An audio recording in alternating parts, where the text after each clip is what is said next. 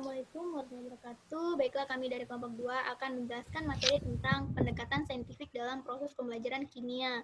Adapun anggota dari kelompok 2 yaitu dengan saya sendiri Lutfi Praida Amiarsita dan rekan saya Palma Lubis. Nah, di sini kita akan membahas ada 4 subbab yang akan kita bahas, yaitu yang pertama, pengertian pendekatan saintifik.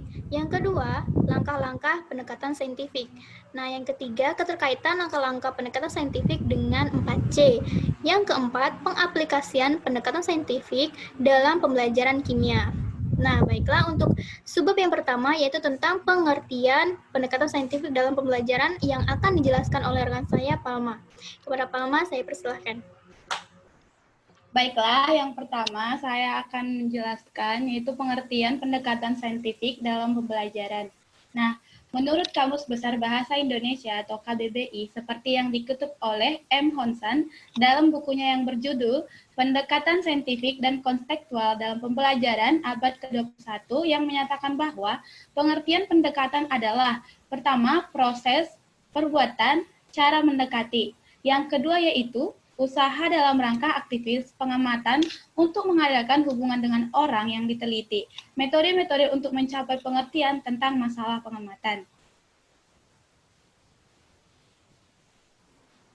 Kemudian, pendekatan saintifik itu adalah suatu proses dari pembelajaran yang menggunakan langkah-langkah ilmiah dengan tujuan untuk bisa mengkonstruk konsep di benak siswa.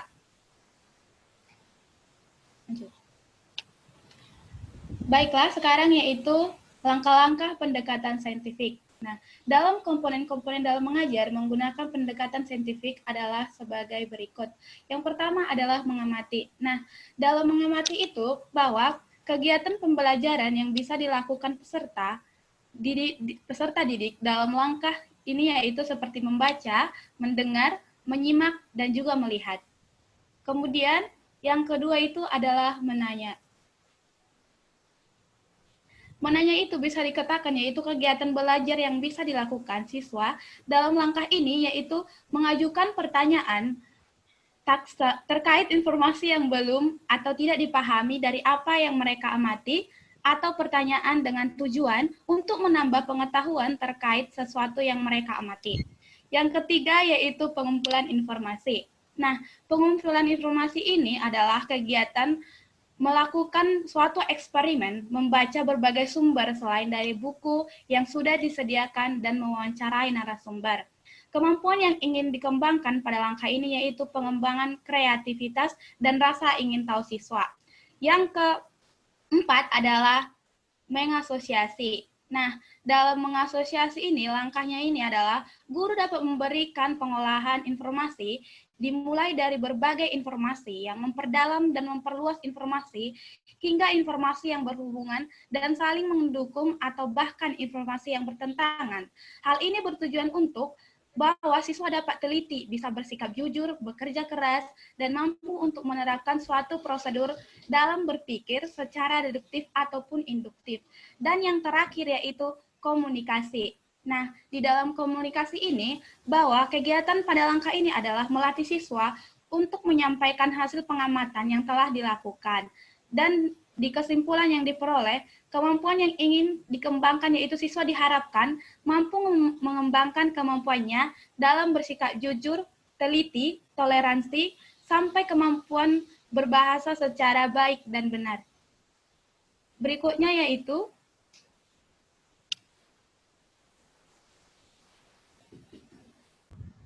Nah, baiklah. Yang selanjutnya yaitu keterkaitan langkah-langkah ilmiah pendekatan saintifik dengan 4C. Nah, jadi pada abad ke-21, keterampilan pada abad ke-21 itu berisikan tentang 4C, yaitu ada critical thinking, yang kedua communication, yang ketiga collaboration, dan yang keempat creativity. Nah, jadi apa keterkaitannya dengan langkah-langkah pendekatan saintifik, yaitu kita bahas satu persatu. Yang pertama, critical thinking dan problem solving. Jadi, tujuan utama dari critical thinking itu adalah mendorong siswa untuk bisa menyelesaikan permasalahan. Nah, dalam menyelesaikan suatu permasalahan, siswa itu sangat dituntut agar bisa berpikir kritis. Nah, pada awalnya, siswa itu akan diberikan pembelajaran ataupun materi awal dari tenaga pendidik dengan cara memberikan materi, bisa dibaca, bisa dilihat, dan juga didengar. Nah, di sini kegiatannya sudah termasuk pada langkah pertama pendekatan saintifik, yaitu mengamati. Kemudian, siswa yang sudah mendapatkan informasi tadi, agar lebih bisa memantapkan informasinya, dia akan mencoba untuk bertanya. Nah, kegiatan di sini sudah termasuk ke dalam langkah kedua pendekatan saintifik, yaitu bertanya ataupun menanya. Nah, untuk mengajukan suatu pertanyaan, siswa itu dituntut harus bisa berpikir kritis agar tujuan dari suatu permasalahan ini bisa tercapai. Selanjutnya, dilakukanlah suatu eksperimen. Nah, atau juga bisa wawancara. Dan sebelum melakukan wawancara, pasti siswa juga akan merumuskan suatu pertanyaan-pertanyaan. Dan disinilah letak langkah-langkah pendekatan saintifik yang ketiga, yaitu mengumpulkan data. Sebelum untuk bertanya, dia pasti akan mengumpul data supaya bisa merumuskan pertanyaan yang akan ditanya kepada narasumber. Nah, berikutnya, hampir mendekati pada kesimpulan, di mana guru itu pasti akan memberikan suatu materi yang bisa saja materi ini mendukung atau bahkan bertolak belakang dengan informasi yang sudah diamati oleh siswa. Di sini, di kegiatan ini siswa akan melakukan suatu langkah pendekatan saintifik yang keempat, yaitu mengasosiasi, di mana ia akan mengkaitkan suatu informasi baru yang didapat dengan informasi yang sudah dia terima sebelumnya. Nah, langkah terakhir yaitu mengkomunikasikan. Nah, setelah siswa tadi bisa mengkaitkan informasi yang baru diterima dengan informasi yang sudah diterima sebelumnya, dia akan bisa menarik suatu kesimpulan. Kemudian pada akhirnya dia bisa mengkomunikasikannya kepada guru dan juga teman-teman hasil dari penelitiannya ataupun pengamatannya. Yang kedua, yaitu communication ataupun komunikasi. Jadi, komunikasi di sini bisa diartikan sebagai kemampuan siswa untuk bisa menyampaikan idenya ataupun pemikirannya secara jelas dan juga efektif. Jadi, kemampuan memahami konsep. Jadi di sini difokuskan pada kemampuan siswa untuk memahami konteks.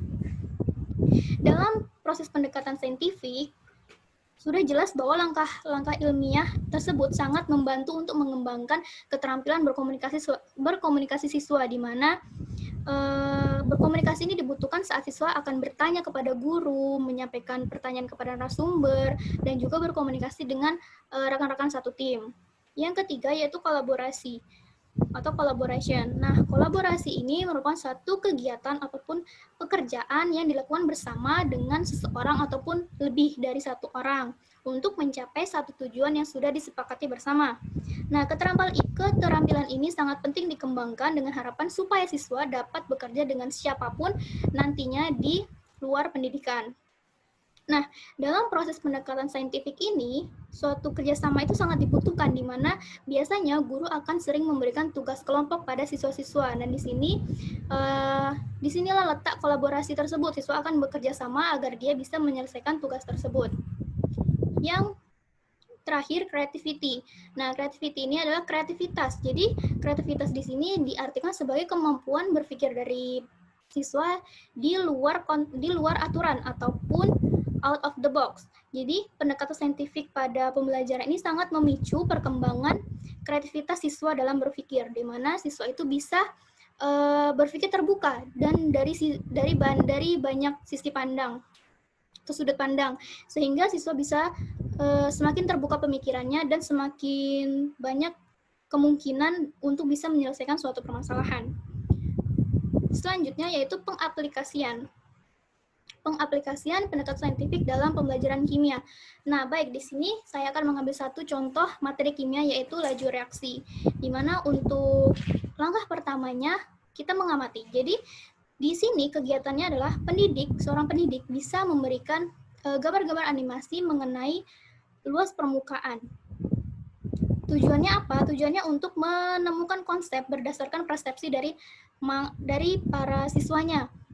Ada mengapa dan apa hubungannya luas permukaan tersebut dengan materi kimia yang diajarkan ataupun laju reaksi tadi. Yang selanjutnya yaitu menanya. Nah, di sini pendidik yang sudah memberikan kesempatan pendidik itu memberikan kesempatan pada siswanya untuk bisa bertanya berdasarkan materi yang sudah diberikan. Bertanya seperti apa hubungannya luas permukaan itu dengan laju reaksi. Selanjutnya, yaitu mengumpulkan informasi. Nah, pendidik di sini akan membimbing siswanya untuk bisa menggali informasi tentang faktor-faktor yang akan mempengaruhi suatu laju reaksi. Nah, pendidik juga bisa membagi kelompok peserta dengan berdasarkan hipotesis yang mereka buat. Kemudian, kelompok tersebut melakukan percobaan sesuai dengan rancangan yang telah dibuat. Selanjutnya itu mengasosiasi. Nah, mengasosiasikan, siswa berdiskusi untuk menganalisis hasil percobaan yang sudah dibuat. Nah, setelah menganalisis hasil percobaan tersebut, siswa akan bisa menarik sebuah kesimpulan, di mana kesimpulan ini akan disampaikan ataupun dipaparkan pada langkah terakhir, yaitu mengkomunikasi. Di sini siswa memaparkan hasil pekerjaannya ataupun hasil percobaannya. Bentuk tertulisnya, siswa itu akan membuat suatu laporan hasil penelitian, dan itu bisa menjadi bukti penilaian bagi guru. Nah, sekian presentasi dari kelompok kami. Terima kasih kepada teman-teman dan ibu yang sudah menyimak.